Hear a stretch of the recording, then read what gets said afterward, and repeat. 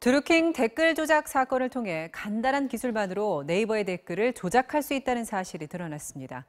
저희 취재진이 댓글을 조작하는 방법들을 직접 실험해 봤는데요. 지금도 여전히 아주 쉽게 댓글을 조작할 수 있었습니다.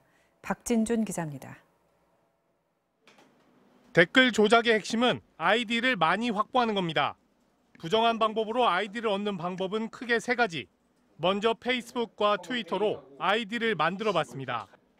페이스북은 이름과 이메일을 요구했는데 이름은 아무거나 쓰고 이메일도 본인 이메일이 아니라 시중에서 구한 일회용 이메일로 충분했습니다.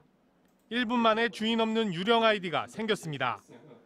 트위터는 페이스북보다 더 간단해 이름과 이메일을 허위로 넣어도 바로 아이디가 만들어졌습니다.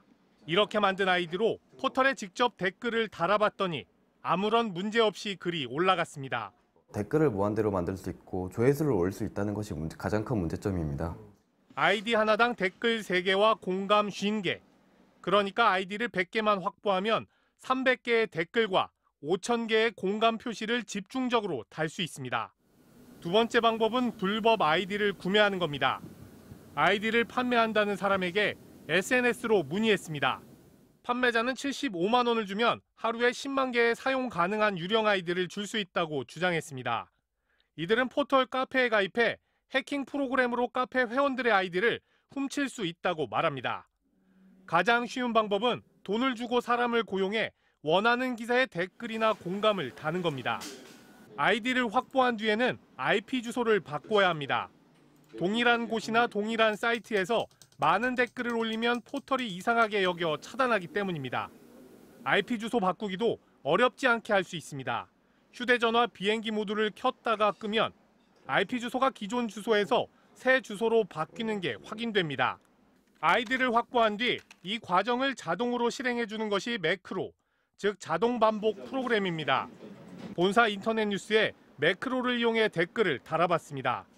순식간에 라이크, 영어로 좋아요라는 댓글을 30개나 달았고 30번 넘는 공감수를 올렸습니다. 포털에서도 똑같은 작업을 할 수 있습니다. 매크로 프로그램 같은 경우에는 시간이라든지 다양한 변수들을 갖다 다 조정할 수가 있기 때문에 네이버가 내놓은 댓글 횟수라든지 시간이라든지 이런 것들은 다 피해 나갈 수가 있습니다.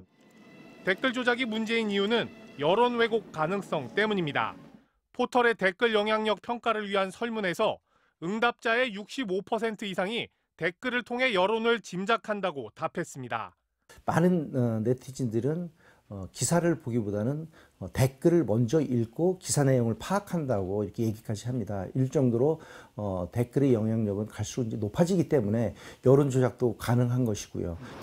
네이버는 이처럼 여러 가지 방법으로 댓글이 조작될 수 있다는 것을 잘 알고 있으면서도 현재까지 근본적인 대책을 내놓지 않고 있습니다. MBC 뉴스 박진준입니다.